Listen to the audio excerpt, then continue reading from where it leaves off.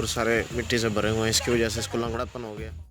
नए आने वाले दोस्तों से गुजारिश है कि वेटनरी प्लानट को सब्सक्राइब करें और बेल आइकन पे भी क्लिक करें और ऑल पे क्लिक करें ताकि आपको तमाम नई वीडियोस की अपडेट भी मिलती रहे।